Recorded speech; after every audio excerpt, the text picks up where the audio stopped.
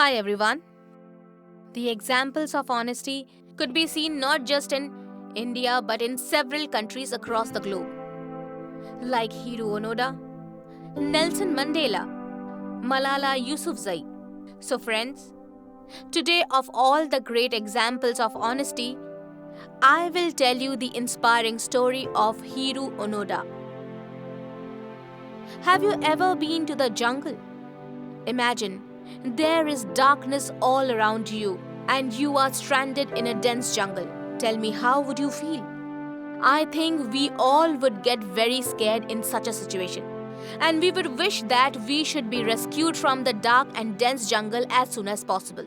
But there are some people in the world who do not fear like us and willingly go to a jungle and choose to stay there just for the love and respect they have for the motherland. And that too not just for 2-3 days, but for a long period of 28 to 29 years of their lives. Doesn't this mere thought scare you? I'm scared too. So the story I'm going to narrate to you started in a beautiful country, Japan. This interesting story began in an era when World War II had not started. People lived very peacefully in their respective countries. One day, a beautiful baby boy was born to a family in Japan. Like any other child, even this boy completed his education and started working in a small trading firm. But there came a twist in his story when one day he received a call to join the army. And he quit his job to join the army. After 3 years of consistent training, he became a capable soldier named Hiroo Onoda. He had gained one key learning from his commander that it is better for a soldier to die than surrender in a challenging situation. And Soldier Onoda had embraced this key learning in every walk of his life. During this time, the Second World War had begun. A lot of countries had unwantedly became a part of this war. As a part of their mission, the Japanese army secretly sent some of their Japanese soldiers to her enemy countries. Hiroo Onoda and some of his colleagues were sent miles away to a place called Lubang Island, which is situated in Philippines. Onoda took shelter in a jungle along with his colleagues for some time, and this was a part of his strategy. Imagine a boy at a tender age of 22 who left his nation to achieve his mission and started living in an unknown country, and that too an enemy country. But Hiroo Onoda was a very capable soldier. He had learned about guerrilla fight and how to survive successfully in a difficult situation during his training days. His commander had already informed Hiroo and his colleagues that the mission they were a part of could go on for several years. He further said that they might have to survive on coconut for years to come. Whatever be the case, they had to collect every key information about their enemy and be alive at any cost. Hiroo always remembered everything his commander had told him. He told him that after they win the war, the Japanese army would surely arrive to take him back to his country. So now, Hiroo Onoda kept focusing on every step of his mission. He identified other Japanese soldiers who were living in Philippines since some time so that they could collaborate and strengthen their team. But sadly, the army of the opposing country attacked Hiroo and his colleagues. And this attack caused a major damage to Hiroo Onoda and his camp. So as a part of their strategy, Hiroo and his colleagues decided that they would split into groups of 4 and hide and reside in the jungle in order to survive. Unfortunately, the army of opposing country managed to find some of the Japanese soldiers and killed them. But Hiroo Onoda and his 3 colleagues could not be found by the army of the enemy country. In order to survive, Hiroo Onoda had to eat the wild fruits and vegetables. And sometimes he would scare the villagers passing by and ask them to arrange him a meal. Onoda and his colleagues kept adopting the guerrilla fight for months in order to fight the army of opposing country, and they kept attacking them. But during this time, the US Army had arrived at Lubang Island. Due to fear, many of the Japanese soldiers had started surrendering in this fight. But Hiroo Onoda neither surrendered in such a challenging situation nor allowed his colleagues to surrender. Onoda always kept motivating his colleagues to stay determined.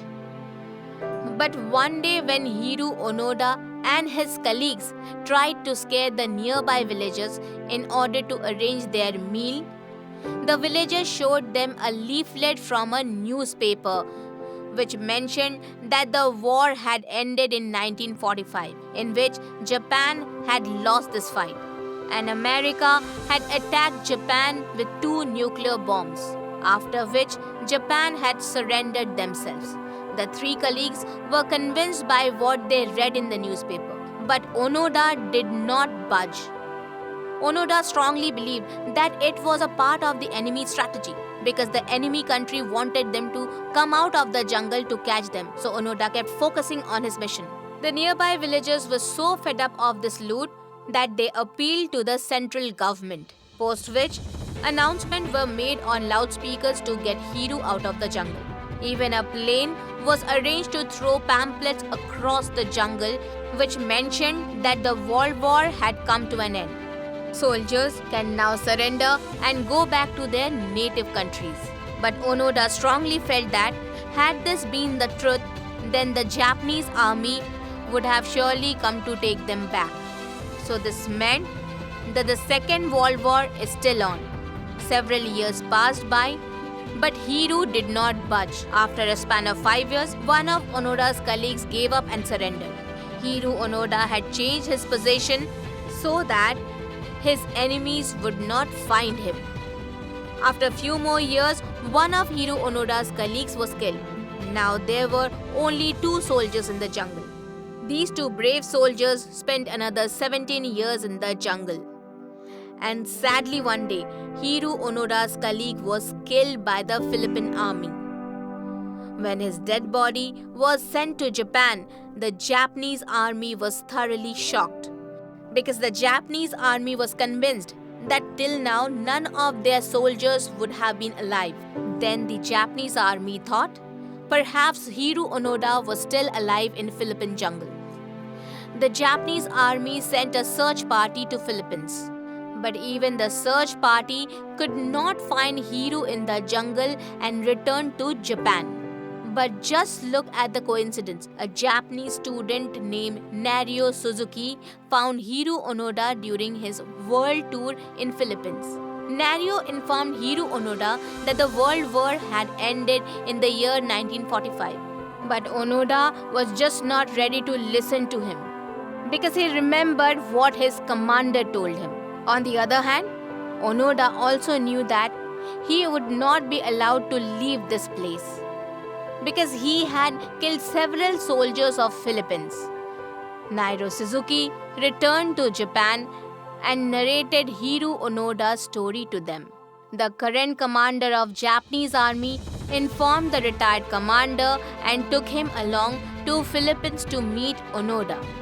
This is how Onoda ended his mission after he met his commander and surrendered to the Philippines army in his 30-year-old uniform by bowing down to them and keeping his sword in front of his commander. The president of Philippines forgave Hiroo Onoda for his past deeds because the person standing in front of him was not a criminal but an honest, patriotic and courageous soldier of another country. Imagine, a loyal soldier who kept his fight on for his motherland for a long period of 28 to 29 years, never surrendered even in the darkest moments, even though his country had surrendered to America during the Second World War.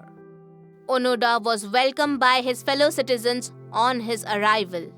Onoda is still an inspiration for the Japanese soldiers. But I strongly feel that a soldier like Hiroo Onoda is an inspiration for all of us. We all should learn a lesson on patriotism from Hiroo Onoda. Thank you